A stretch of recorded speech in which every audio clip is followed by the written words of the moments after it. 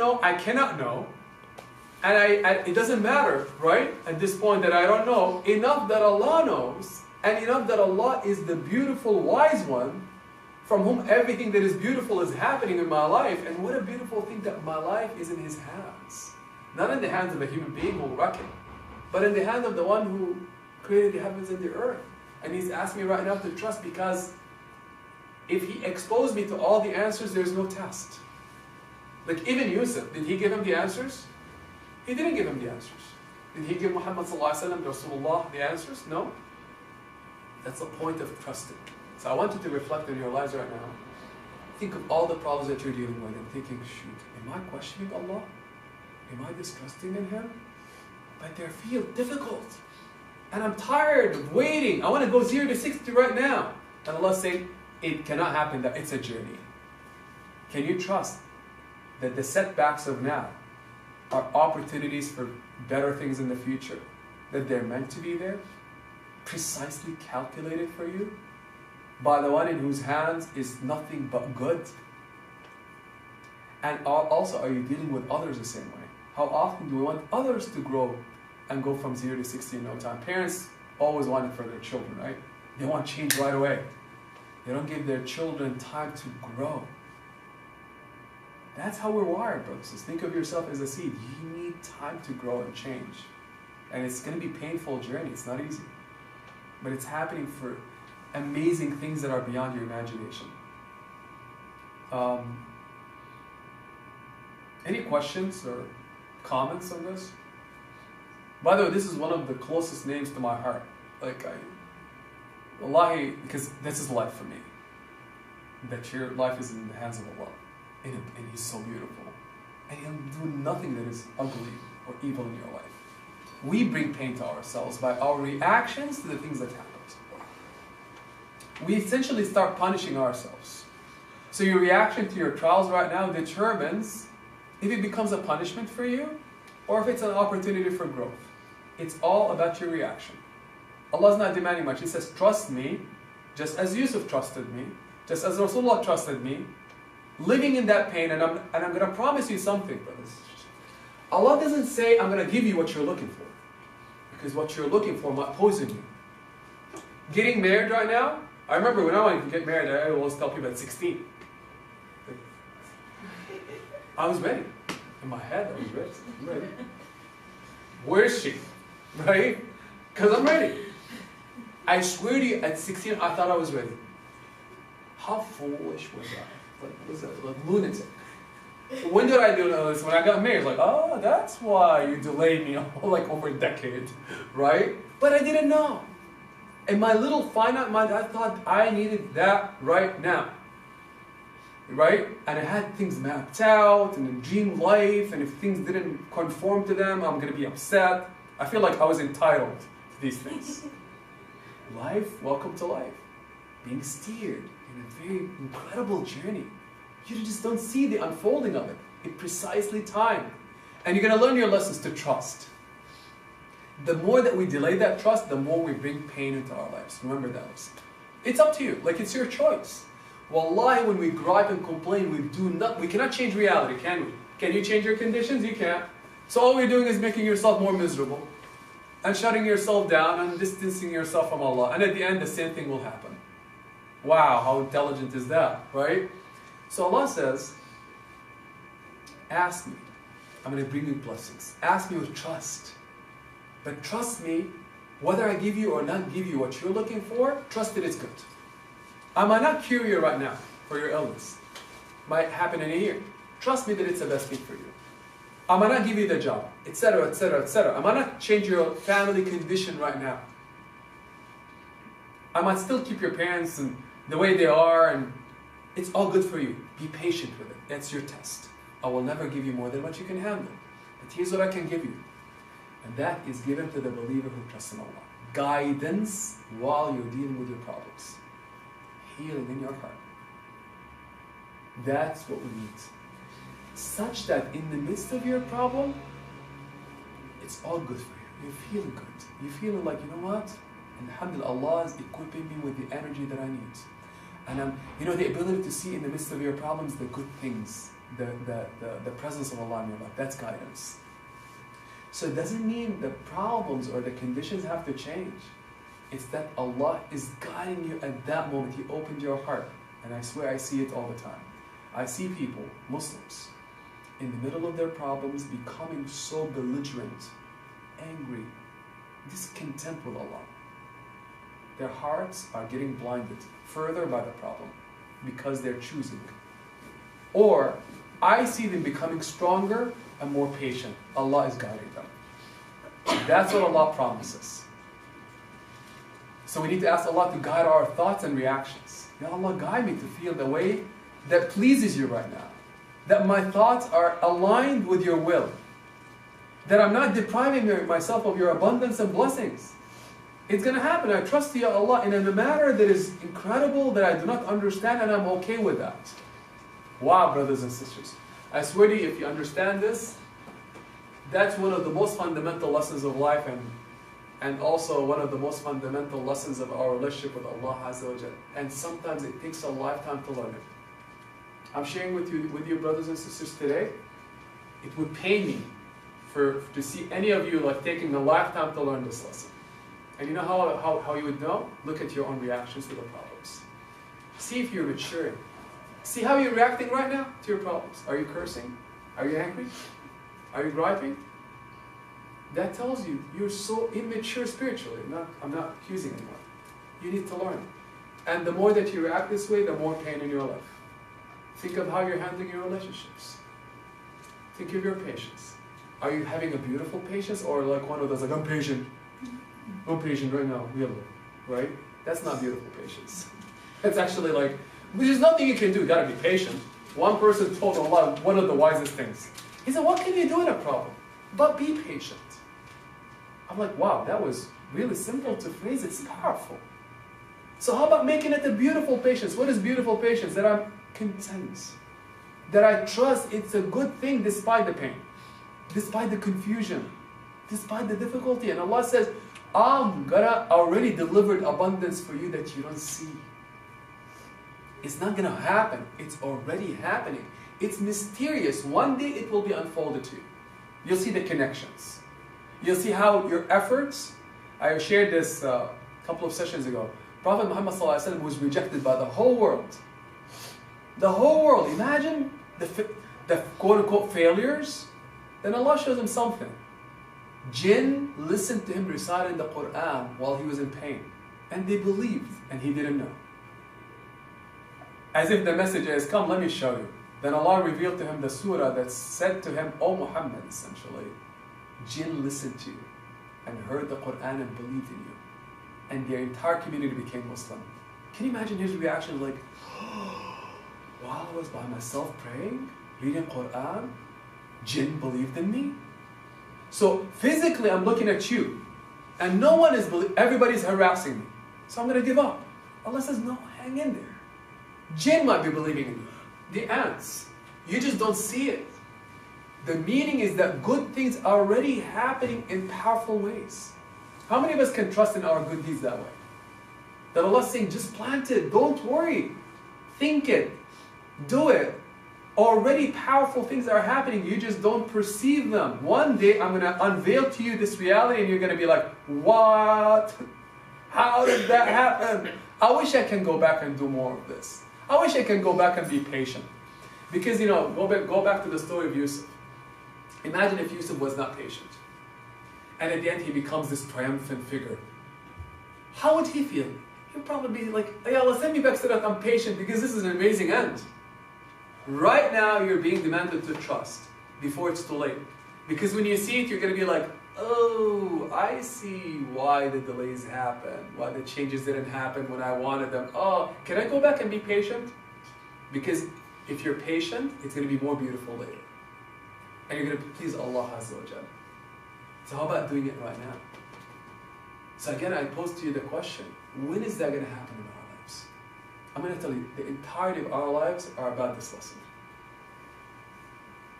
So anyway, any other examples, inshallah, before we, now that it's still, you know, we have still time for questions or comments on this. Or things that you can probably relate from your own life or somebody else that really is a reflection of this? I would say sometimes time is an amazing thing. Like, Allah might make you wait, or someone wait like 20 years for something, or make someone wait 5 years for something. It's, so that just popped up in my mind, like time. Someone might be asking for like a new home for 30 years or something like that, and they don't get it until later. So, I don't know, can you expand on time? And then, I don't know, Yeah, so patience. there's all kinds of beautiful things. Jazakallah khair, I mean, like, time is something that Allah made for us to experience this journey. So Allah is above time and space, first of all. One of the, if you ask me later after this session, ask me to send you this thing on time. It's a beautiful depiction of how time proceeds, how time flows. So there's no such thing as past, present, and future for Allah. He gave us this creature called time to allow us to experience these things and learn the lessons, because that's where test lies. Because if we saw everything as one point, there's no test. Make sense? So time is a thing that He gave us to essentially experience this lack of knowing of the future, right? And go through the journey of growing, because it's going to need time. And there is such a thing as an unfolding of lessons in time. But time is not an instantaneous thing. At least in our reality, the way we perceive it, it's stretched. It's a stretched experience. But indeed, like when we don't trust the time, we trust the maker of time. But that He put time as a vehicle for us to experience something called patience. Because patience means, I don't see now, I'm going to have to live a time patiently for me to see the unfolding of events and things and for them to connect. Like if it's all one point, there's no opportunity for connections to happen. So it's our inability to see things at a macro level and connect past, present, and future through time. And when we have limited view of things, we become impatient. But indeed, it's within time that things grow. That seeds germinate, that flowers flower, that trees grow, that physically we grow, that everything that we see around us undertakes a journey in time. But how do you, again, the lesson is not just growing the patience or cultivating the patience, but ultimately even cultivating trust. It's not just about patience and trusting that with time things will happen. No, we cannot attach to those outcomes either. As Muslims, the lesson is Allah. It's not just about me, things will work out, then I'm worshipping the outcome. So am I living just for me to be healed from an illness? That was never the lesson. I might never get better physically. It's about me learning through that experience that Allah is the one that I need. He might give me or not give me. Sure, He's going to give me in time, show me in time the meaning of things, how they were all good for me. But it's not about getting the things that I'm seeking. So healing is not about physical healing, getting things. The problem is that we attach to material outcomes. And we place conditions on Allah. Oh, Allah, give me this. And if I don't get this, I'm going to be upset. So sure, I'll give you 10 years, oh Allah. But after 10 years, I'll start losing patience because He didn't give it to me. So now we're not worshipping Allah, we're worshipping things, and we're using Allah to give the thing. But it was never about the thing. It was about Allah. Make sense? And please, Nana, if you have other things, because I remember to this day the post you posted on time. I was thinking about the same thing. I'll never remember, forget your post on time. Like you can even share more about it, but mashallah, it was a great post. I think you posted it, is it last year? Maybe a year or 2 years. Yeah, I'll never, subhanAllah. I printed it and I put it in front of me, by the way. It was really, mashallah, very insightful. Jazakallah khair. So, see, you plant your seeds and you never know how they affect people. SubhanAllah, go ahead, Binta. Something that just came to mind is this concept of attachment security that we learned in Attachment to what? Attachment security. Okay. That we learned in the child development and stuff. Mm-hmm. So basically, this concept says that parents should do their best to be there as much as they can for their children, especially in the younger years, so that basically the more the parents are there for the children, the more the children become attached to the parents, and then they feel secure about their attachment, so that when they get older and stuff, the children are able to explore the world of their own. Mm-hmm. And so it just kind of reminds me of like, you know, this whole idea of like trusting Allah, because it's like, you know, a lot of times in our lives, Allah, you know, tests us with these things. Sometimes it's kind of minor situations, and then it might build up to more major situations that we're tested with. But it's like throughout the whole thing, throughout the whole like course of our lives, Allah is almost trying to build this secure attachment with us, so that the more we live, the more we mature, we're able to realize that, you know, we have a safety net to like fall back on with Allah, you know, because we remember all these other times in our lives where Allah was there. Sorry, I can't talk today. I'm sick. Where Allah was there for us. So yeah, it gives us the confidence that we need when we get older and more mature in our faith to trust Allah and to like explore bigger and better projects in our lives. SubhanAllah, you just opened a whole like can, I don't want to call it worms, because it's like kind of incredible things.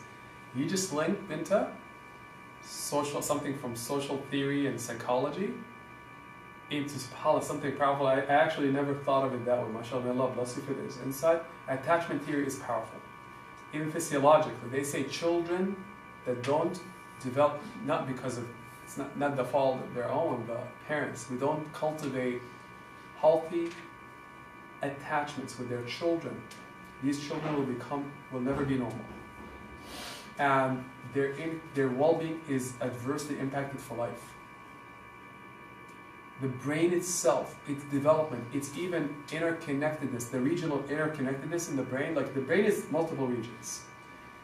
For you to have an optimal brain, you need to connect them all. The better connected the regions of your brain, right, the more optimal your brain will be. Remember that rule. What's the number one key to brain interconnectedness? Social connectedness. You will have never believed that. That my relationships and attachments, the more stable they are and healthy they are, the better your brain is connected. So the best thing you can give children is healthy attachments. And the way, or the key to healthy attachments is affection, surrounding them with affection and love. Nothing better. Every parent, future parents, remember this. Your children are going to need the most important thing they're going to need in their lives with you is a powerful attachment. It's going to be founded on love and affection. Right? Healthy love and affection. Very simple. They've broken down this physiologically. Now you just said it. That becomes our secure net. It builds your self-esteem. Right? Sense of being, sense of well-being. Your ability to give in the future and have even healthy relationships hinges on the initial relationships. But what if I don't have any? You need to fall back on the one relationship. Remember the loneliness of Prophet Muhammad ﷺ? You have to fall back on the relationship. So if you don't have that attachment to the one who doesn't change, then you've lost it all. So indeed, you phrased it beautifully, that you need the presence of that most powerful, unchanging relationship with the one as your safety net, as the one to derive that love and affection and security from, because where else are you going to get it from? You know, that's the relationship with Allah. That's why we learn His names. To know that no one will be as grateful to you as Allah. You want gratitude, go get it from Him. You want love and affection, go get it from Him. You want protection, go get it from Him. No one will give you like Allah. But we need these things, and these are core needs. It's all about the attachment. And love, I really appreciate that. Attachment theory, relating it back to Allah. May Allah bless you, inshallah. And I'm going to tell you something that is we derive from your inside Binta. Is that the more you're able to connect the various experiences of life in which you study, spirituality with emotions, with physiology, with science, even with the micro and the macro, the more powerful your conclusions and insights. That's one thing that it's like a joy when you start making connections. Just exactly like you've done. Exactly like you've done. May Allah bless you. Jazakallah khair. So, and also that informs, our, should inform our lives as far as us needing healthy relationships with each other. Brothers and sisters, if you're not physiologically, psychologically, spiritually, and emotionally, you will never flourish without healthy relationships and fellowship and brotherhood and sisterhood. You cannot. You cannot survive. So people who isolate themselves break right away. Not just spiritually and religiously, even cognitively, they'll break. The brain actually shuts down under isolation. So this is a physiological need. It's not it's a spiritual need and an emotional need. Don't think you can, look at poor children who don't have friends. It wrecks them psychologically. It's very difficult.